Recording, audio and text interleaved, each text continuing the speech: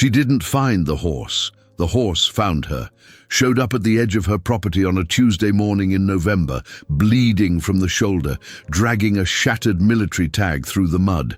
And the name on that tag didn't belong to any soldier she'd ever heard of. It belonged to her dead husband. Now, before we get into what that horse carried, not just physically but in every other sense of that word, I want to ask you something. Have you ever had a moment where the universe sent you an answer before you even knew what question you were asking? Because that's exactly what happened to this woman. And by the end of this story, you're going to understand why some things find their way home, even when no one is looking for them anymore. If you've ever lost someone and felt like the silence they left behind was somehow louder than everything else, leave a comment with your city and tell me. Like this video if you believe some bonds don't break just because one person is gone, and subscribe because the stories I tell here, they're not just stories. Now, let me tell you about Mabel Greer and the horse named Sargent. The county of Harlan Falls, West Virginia, sits in a bowl between two ridges that block out the sun about 40 minutes earlier than the rest of the state. People who grow up there either love that or resent it deeply. Mabel Greer had loved it her whole life. The early dusk, the way the ridges turned purple before anywhere else did.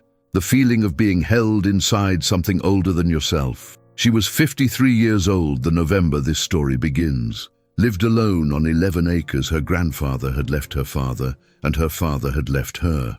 The house was white with green shutters, a porch that wrapped 3 sides, and a barn that had been empty for 6 years, since the last of her goats died and she hadn't had the heart to replace them. Her husband, Dennis Greer, had been dead for 4 years. He died in the way that some people die. Not violently, not suddenly, but slowly and deliberately, as if his body had decided on a schedule and intended to keep it. Pancreatic cancer. 14 months from diagnosis to burial. Mabel had been with him every single one of those days, and when it was over, she understood grief the way you understand a foreign country after you've lived in it long enough. Not because you've mastered it, but because you know where the roads go. She wasn't broken. Let me be clear about that. She was a woman who got up every morning, made her coffee, worked her land, drove herself to town when she needed something, and came home. She volunteered at the County Historical Society on Thursdays. She called her sister Vera in Morgantown every Sunday. She was, by any reasonable measure, fine, but she was also alone in a way that had texture to it. Weight. The kind of alone that doesn't announce itself dramatically, but just sits in the corner of every room, present and patient. Dennis had loved horses his whole life, not in a casual way, in the way some people love a language, the way it shapes how they move through the world. He'd grown up with horses, worked with horses, and in the last decade of his life had volunteered with an equine therapy program connected to a VA center about 60 miles east of Harlan Falls. He'd worked with veterans and horses simultaneously, facilitating something that neither group could quite explain, but both clearly needed. When he got sick, he had to stop. The program director, a man named Curtis, who wore the same canvas jacket every season, had sent flowers to the funeral and a handwritten note that Mabel still kept in the kitchen drawer with the good scissors. The horse that appeared on her property that November morning was a 17-hand bay gelding with a scar running from his left ear down the side of his neck like a parenthesis somebody had started and never finished. He was standing at the fence line near the old barn when Mabel looked out the kitchen window at 5:40 in the morning, and her first thought was not fear or confusion. Her first thought was, "He looks tired." She pulled on her coat and boots and walked out to him. He didn't move away. He stood with his head low and his breathing visible in the cold air, and when she got close enough she saw the wound on his left shoulder. Not fresh, but not fully healed either, the kind of injury that had been traveling. She also saw the tag. It was a military identification tag, the kind used on service animals, aluminum stamped, attached to a worn leather band that had been looped through his halter. The tag was standard issue, except for the 2 lines of additional text that someone had stamped manually below the official information. The horse's registered name was Sergeant First Class, designation 7741, retired from service 2019. But those two lines read, "For Dennis, he'll know what to do." Mabel stood in the cold for a long time. The horse turned his head and looked at her with one large dark eye, and she recognized the particular quality of that gaze. She had seen it in hospice rooms, in VA waiting areas, in the faces of men who had been somewhere they couldn't fully come back from. It was the look of a creature who had carried something heavy for a very long time and was ready, finally, to put it down. She opened the gate. "All right," she said. "Come on then." The first thing she did was call the vet. Doctor Ansel Bird had been the large animal vet for Harlan Falls and the surrounding 3 counties for going on 22 years. He was a quiet man who communicated primarily through facial expressions, which was efficient because his face was unusually expressive for someone who spoke so little. He arrived within the hour, examined Sergeant thoroughly, and communicated the following through a combination of 3 sentences and a series of significant eyebrow movements. The wound was a puncture, probably 3 to 4 weeks old, consistent with wire or a narrow metal edge. It had been treated not professionally but competently by someone who knew what they were doing. The horse was underweight, but not critically so. He had old injuries that Dr. Bird catalogued with the practiced efficiency of someone reading a record. Stress fractures in the right foreleg, healed, scarring along the barrel consistent with blast proximity, a repaired tendon in the left hindquarter that had been done by a skilled hand. "This horse has been through something," Dr. Bird said. "I gathered," Mabel replied. "He's calm, though. That's notable. A horse with this history comes out of whatever he came out of, and he's calm. That means somebody spent a long time with him, somebody patient." Mabel nodded and didn't say anything about the tag, not yet. She was still deciding what the tag meant and whether she was ready to say it out loud. She set Sergeant up in the barn with hay and water and clean bedding, and she sat with him for 2 hours that first afternoon, while he ate and rested and occasionally turned to look at her as if confirming she was still there. She talked to him the way you talk to someone when you've forgotten that silence is also an option. Steadily, without particular topic, just the sound of a human voice filling a space that had been empty too long. She told him about the property, about her grandfather, who had built the barn in 1951 using timber he'd milled himself, about the goats, about the way the ridges change color in October. She talked about Dennis, about how he used to bring coffee out to whatever animal he was tending and drink it standing in the barn doorway, never quite inside, like he was always ready to go somewhere but in no particular hurry to leave. Sergeant listened, or did whatever horses do that resembles listening so closely that the distinction stops mattering. That evening, Mabel called Curtis. She still had his number from the sympathy card. It rang 4 times and went to voicemail, a generic message, no name. She left a careful message explaining that she had a horse on her property, gave the tag information, and asked if he knew anything about the animal. He called back inside of 20 minutes. "Mrs. Greer," he said, "I was wondering when you'd call." She felt the hair on her arms stand up. "Excuse me. Sergeant has been making his way to you for about 6 weeks, Curtis said. "We've been following at a distance." Curtis explained it that first call in pieces, careful pieces, the way you explain something that sounds impossible by starting with the parts that are merely improbable. Sargent had been part of the VA equine therapy program since 2018, brought in as a retired military working animal, retrained for therapeutic use. He had been Dennis's primary horse, not officially assigned to him, but in practice, in the way things work in programs where the paperwork and the reality have different opinions. Sargent and Dennis had been a unit. When Dennis got sick and stopped coming to the program, Sargent had changed, became harder to work with other volunteers. Not aggressive, just absent somehow, going through motions. When Dennis died, Sargent had, according to Curtis, simply decided something. Horses grieve, Curtis said. People don't fully accept that, but they do. And some horses, the ones that have been through real things, real danger, real loss, they develop something that I'm not going to call intelligence, because that word doesn't quite fit. It's more like intention.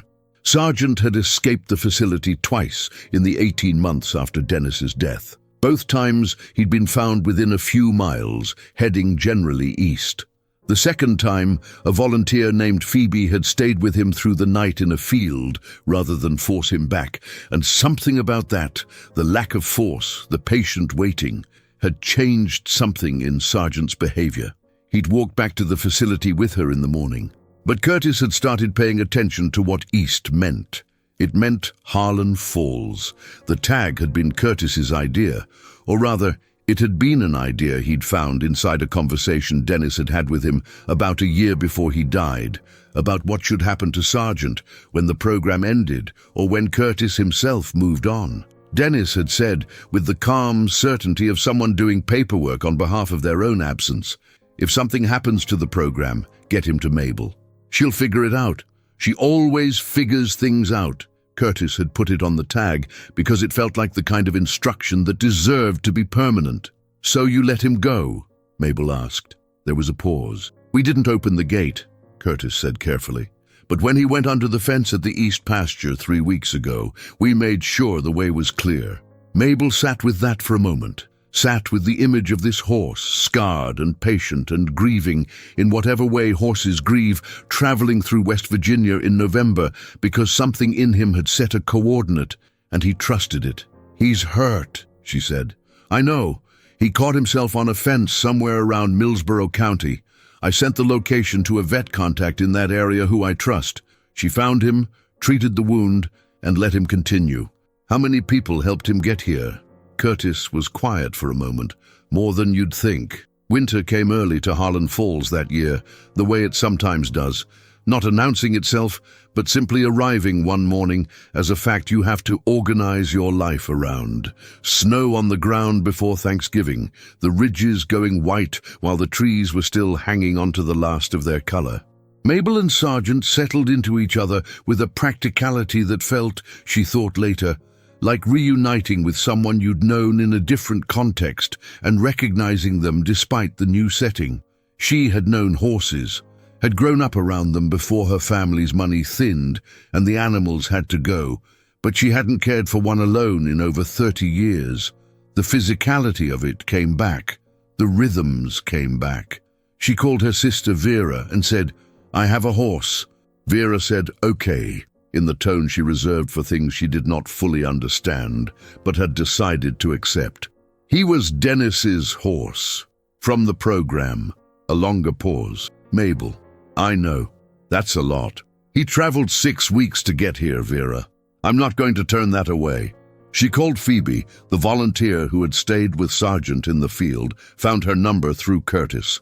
Phoebe was 26, studying to be a physical therapist, and had a quality over the phone that Mabel associated with people who had grown up in households where adults cried openly, an unsentimental tenderness, competent and warm.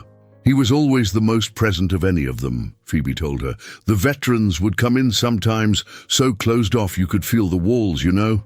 And Sargent, he wouldn't push, he'd just be there. Just be there so consistently and so completely that eventually people would just open, like he was demonstrating how." Mabel wrote that down. She didn't know why, but she wrote it down. She began researching equine therapy programs.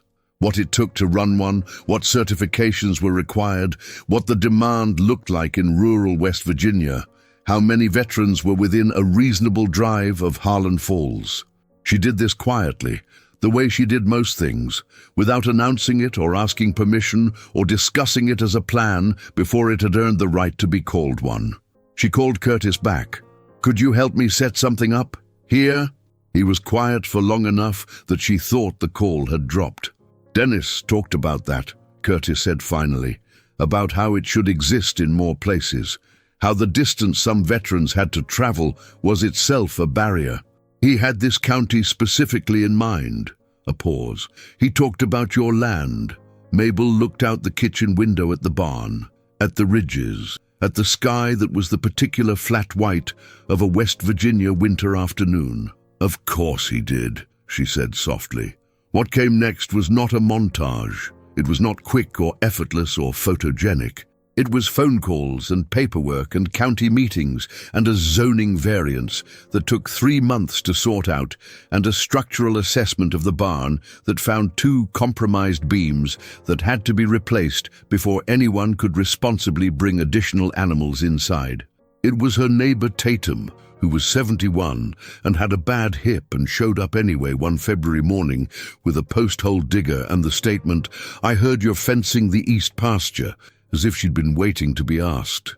It was a veteran named Silas who drove out from 2 counties over to look at the setup, not because anyone had officially opened anything, but because word moves in veteran communities the way it moves in small towns, faster than you'd expect, and through channels that aren't visible to outsiders. Silas had served 2 tours in Afghanistan. He was 38, quiet in a way that felt specifically chosen rather than natural. He stood at the fence for a long time watching Sargent, and Sargent watched him back, and neither of them moved, and it was one of the most eloquent conversations Mabel had ever witnessed between 2 living beings. "I heard about this horse," Silas said eventually, "about what he did, coming here. What did you hear?" "That he found his person's family, that he went home." A pause. "I haven't met a lot of things that did that. That found their way back. He started coming out on Thursdays. Not as a program participant. Nothing was official yet. Just to be around, to help with the feeding and the fencing and the 100 small physical tasks that owning an 11-acre property in winter generates constantly. He never talked much about his service, and Mabel never asked. Sargent, for his part, treated Silas from the first day as though he were a known quantity.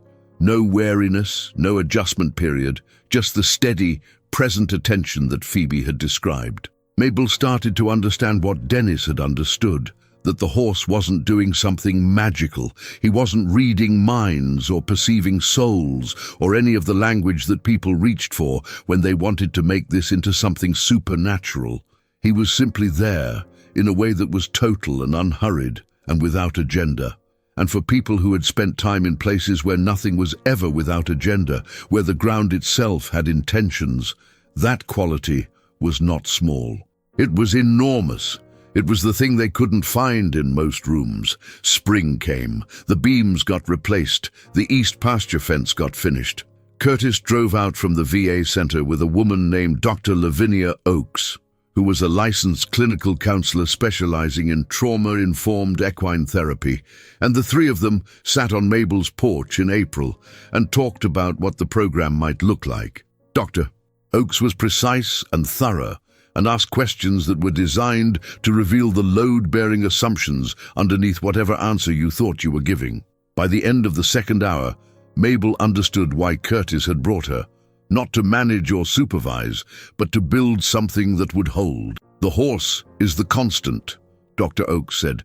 "Everything else, the structure, the facilitators, the check-ins, it all serves the relationship between the participant and the animal. As soon as the structure becomes more important than that relationship, you've lost the thing." "Dennis would say the same thing in different words," Mabel said. "I know. Curtis told me about Dennis, about what he built at the center and how he built it." She paused. "What you're doing here, continuing it, I think that's worth naming clearly. This isn't a new thing, it's a continuation." That landed somewhere specific and quiet in Mabel's chest.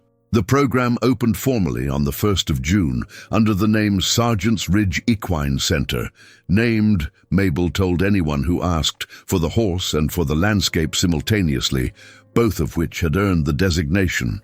They had 3 horses by then. Sargent, a paint mare named Odette, who'd come from a rescue in Tennessee through a contact of Curtis's, and a steady quarter-horse gelding named Bruno, who belonged to Tatum's grandson and came over on a long-term loan agreement, negotiated over 2 phone calls and a plate of Tatum's cornbread.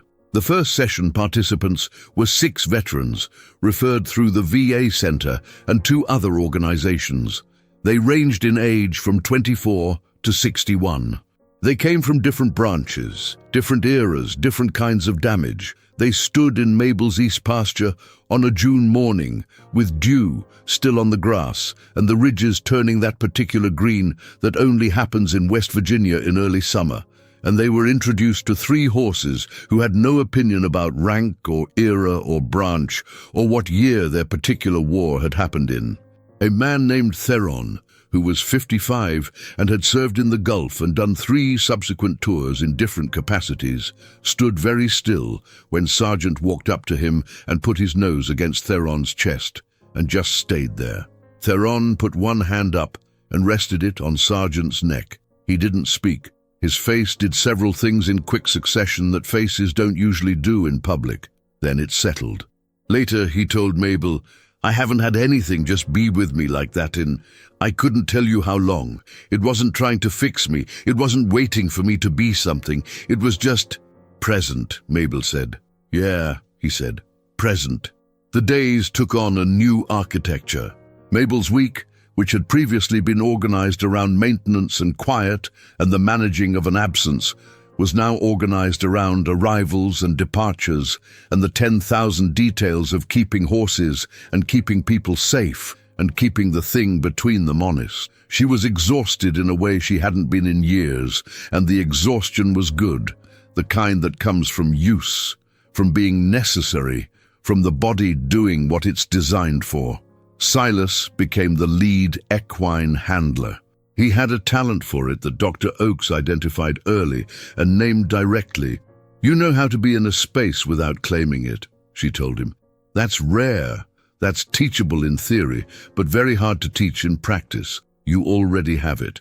He started a certification process, started talking about eventually training other handlers, started, almost imperceptibly, expanding the size of his life. Phoebe drove out on weekends through the summer, split between her graduate program and what she increasingly referred to as the thing in Harlan Falls to her classmates, who, she reported, were deeply confused about why a physical therapy student was spending her weekends in a pasture in West Virginia.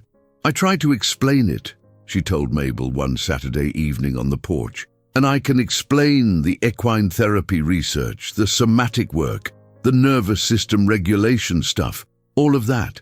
But the part I can't explain is Sargent specifically, why he's different, why it feels different here."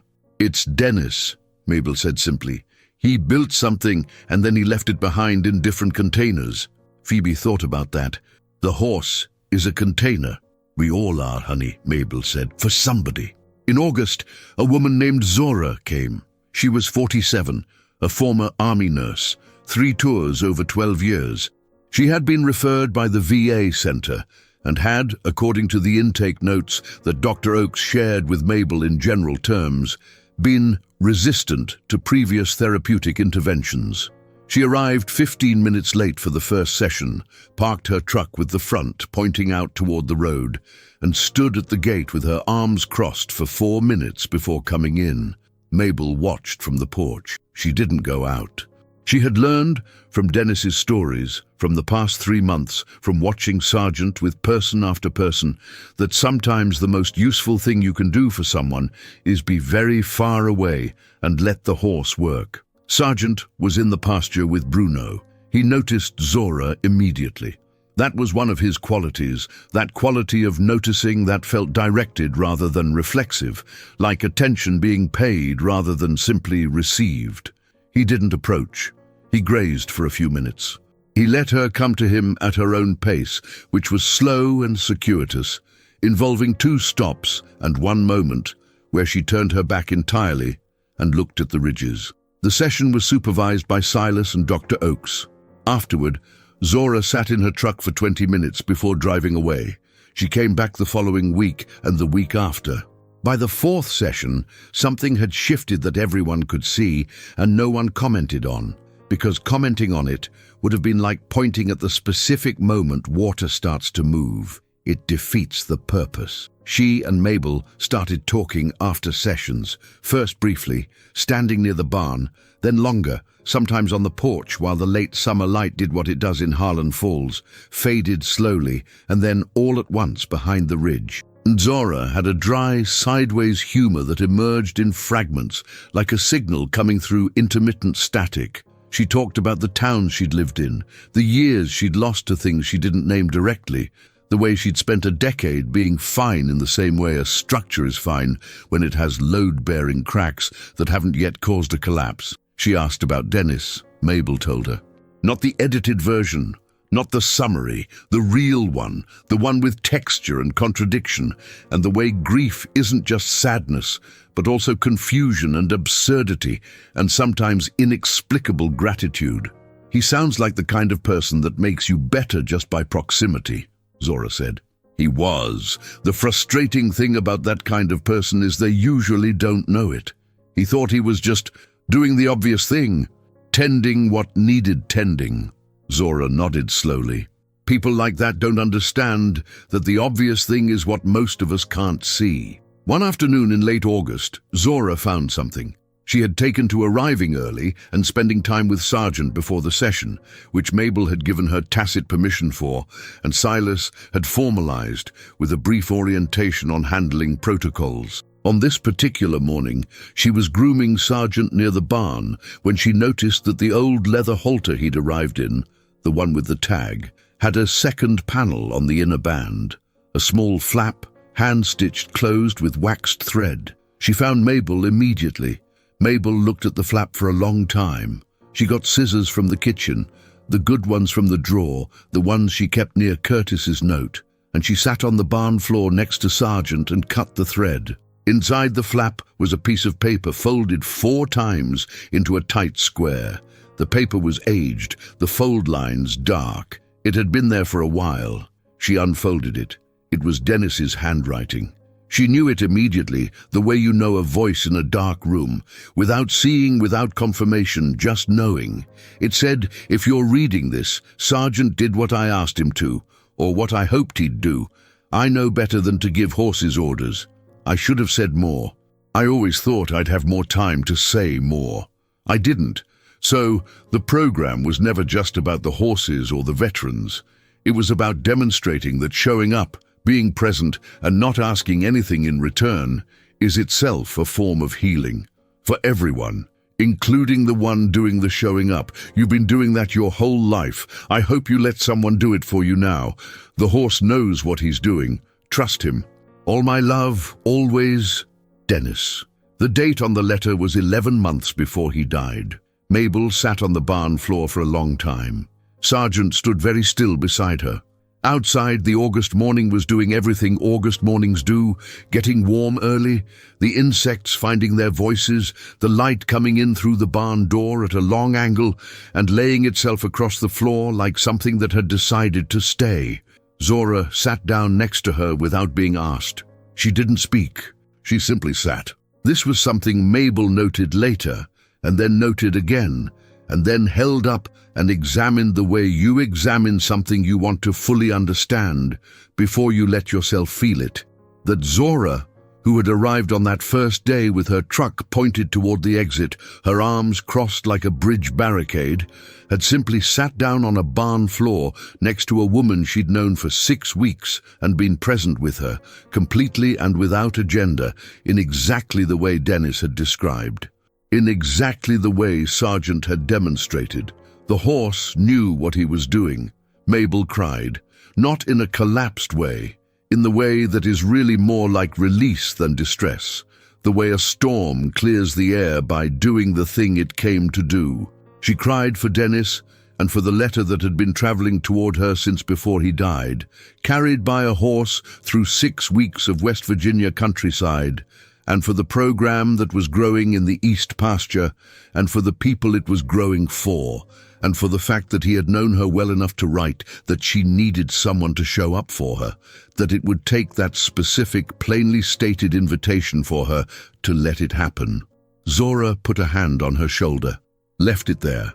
They stayed like that until the other vehicles started arriving for the morning session. The session that day was different. not visibly different. The same pasture, the same horses, the same group of veterans moving through the same activities that Dr. Oakes had structured. But there was a quality to the morning that everyone felt and no one would have been able to describe. Theron noticed it first and said nothing. Silas noticed it and moved through the session with the particular grace of someone who understands that some mornings you are facilitating something larger than the stated agenda. At the end of the session, Mabel stood at the gate and told them about the letter. Not all of it, not the most private parts, most. But enough for them to understand what Sargent had carried and what he had been trying to deliver and what it meant for the work they were doing in this pasture on the edge of a West Virginia county that the sun leaves early. Theron was quiet for a long time afterward.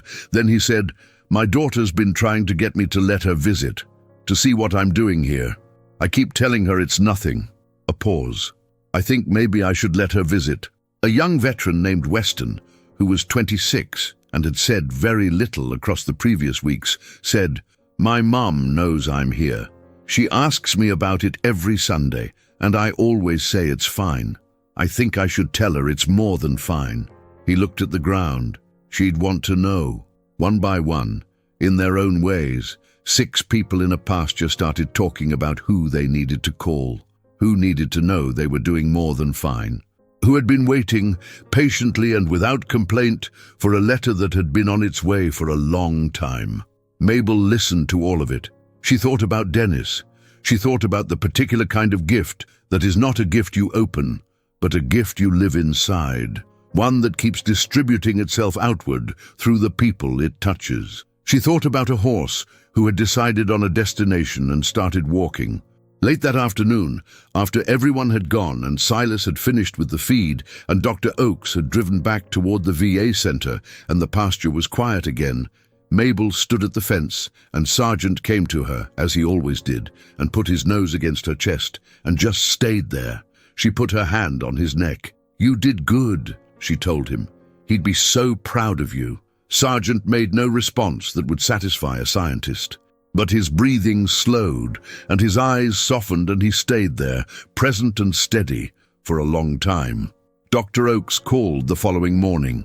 "I've been talking to the VA Center's program director," she said, "and to 2 other centers in the state. There's interest in not replicating what you have exactly, more like extending it, using your model, your certification structure, Silas's training approach. There are about 6 counties in West Virginia alone where something like what you've built would reach veterans who currently have nothing." Mabel said, "Tell me what you need." That was the moment. If there was a single moment, though there never really is a single moment, just the place where enough threads converge that you can see the shape of the thing being woven. The moment when the private grief of one woman, the intention of one horse, and the careful architecture that one man had built before he died cohered into something with a shape and a direction and a future. The County Historical Society newsletter ran a piece about Sargent's Ridge Equine Center that October. It was small, 4 paragraphs, a photo of Mabel and Sargent at the fence line with the ridges visible in the background going orange behind them. The photo was taken by Tatum's granddaughter, who was 17 and had a good eye. It got shared online, through veteran networks, through equine therapy circles, through the kind of human chain where one person shows it to someone else and says, "You need to see this." By December, Mabel had received correspondence from 11 states. Most of it was people describing their own losses and their own horses and their own version of the specific silence that Dennis's letter had described, the one that fills a room after someone leaves it. Several were from programs that wanted to talk. One was from a journalist named Sable, writing a longer piece for a national publication. Mabel agreed to be interviewed, on the condition that the story center the program and the veterans rather than her specifically. Sable agreed, and then wrote a piece that did both, because some stories don't allow themselves to be told with one thing removed from the center. Silas finished his certification in November. He was now the lead handler trainer and was in conversation with 2 other VA-adjacent programs about developing a training model that could be replicated. He had stopped pointing his car toward the exit. Zora, who had enrolled in a professional certification track of her own, brought her daughter Mina to meet Sargent on a Sunday in October. Mina was 19, quiet in a way that was clearly inherited, and she stood at the fence for a long time, watching her mother move through the pasture with ease and attention and a comfort in her own body that was new enough that Mina cried quietly, without quite understanding why. "She seems different," Mina told Mabel. "She is," Mabel said. "She's been doing what she always knew how to do. She just had to remember she knew it." Mina looked at her carefully. Was it always the horse? Or was it also this place, the people? "Yes," Mabel said. Dennis's letter had been framed and hung inside the barn. Not on display exactly, more like installed, the way a plaque is installed on a building, not to be read constantly, but to be there, to say something about what happened in this place and why it still matters. Curtis had come for the small ceremony when they hung it and had cried without embarrassment, which Mabel had appreciated. Sargent's Ridge grew its herd through the winter. 2 more horses from rescue situations, both with histories that required patience, both of whom settled into the pasture and the rhythms of the place with what Dr. Oakes described as a facility that I genuinely cannot entirely account for empirically, but have simply accepted as a feature of this location. The east pasture fence held through the first snow. The barn beams held. The following June, on the first anniversary of the program's opening, Mabel sat on the porch in the early morning with her coffee and watched the light come over the ridge. She had been up since 5. Not from worry or obligation, just from the particular alertness of someone whose life has reorganized itself around something meaningful, who wakes up already oriented. She thought about what it means to be a container. She thought about Sargent, who was 21 years old now, not old for a horse, but seasoned, carrying the evidence of the places he'd been in, the way he moved, in the texture of the scar along his neck, in the steadiness with which he met the world. He had carried a military designation and then a therapeutic purpose, and then a letter across 6 weeks of West Virginia winter. And now he stood in the east pasture every session and demonstrated with his whole body what it looks like to be fully somewhere. She thought about Dennis, who had built something in the years before his death that he never saw completed, and who had apparently trusted, with the calm certainty of someone who had done the math, that completion was not actually his job, that his job was to build the conditions for it and to love the person who would finish it. She thought about her grandfather's barn, which was 40 years older now than it had been when it was built, and which was currently housing 3 horses, a certification program, and a framed letter from a dead man that had been carried across state lines by a horse with something to deliver. Some structures hold. Vera called that Sunday, as always. "Tell me about the week," Vera said. Mabel told her. She told her about Theron's daughter, who had come for a visit and ended up staying a week, and who had asked on her last day if there was volunteer work she could do. She told her about Weston, who was going to co-sign on a lease for his first apartment, which didn't sound like much but was everything in context. She told her about a new participant who had arrived with his truck pointed toward the road and his arms crossed, and how Sargent had noticed immediately. "And the horse?" Vera asked, always this question at the end. "He's good," Mabel said. "He's exactly the same as he was when he got here, except he's not hurting anymore." "That's what healing looks like," Vera said. "That's what coming home looks like," Mabel said. "They're not always the same thing." But sometimes, she thought, hanging up the phone and walking out to the pasture in the early morning, they are. She opened the gate. Sargent came to her. She stood with him in the June light, the ridge going green above them, the barn behind them with everything it held, and she thought about what Dennis had written. Showing up, being present, not asking anything in return is itself a form of healing. For everyone. She put her hand on Sargent's neck. For everyone. Some grief doesn't end. It doesn't wrap up. It doesn't close the way a chapter closes. But sometimes, and I want you to hear this, wherever you're watching from, whatever room you're sitting in, sometimes grief becomes something, not in spite of the loss, but through it, carried forward by the people and the places and occasionally by the animals who understood what needed to be delivered and simply started walking toward the right address. Dennis Greer spent the last years of his life building something he knew he wouldn't be there to see completed. He left instructions in a horse. He trusted his wife's capability more than she trusted it herself, and when the time came, everything found its way. Sergeant's Ridge Equine Center is still open. Mabel is still there. The ridge still takes the light before anywhere else does. And Sergeant, 17 hands, scarred neck, dark eyes that pay attention, stands in the east pasture every session morning like a creature who made it to where he was going and has no intention of leaving. If this story meant something to you, if you know someone who has been carrying something heavy and needs to set it down, or if you are that person, share this. Let it find the right address. Leave your city in the comments. Tell me what you're carrying. Tell me what you're building. Like this, if you believe that love doesn't stop moving when the person who sent it is gone. And subscribe, because I've got more stories like this one. Stories about ordinary people doing the quiet, extraordinary work of staying present in a world that makes it very hard to stay.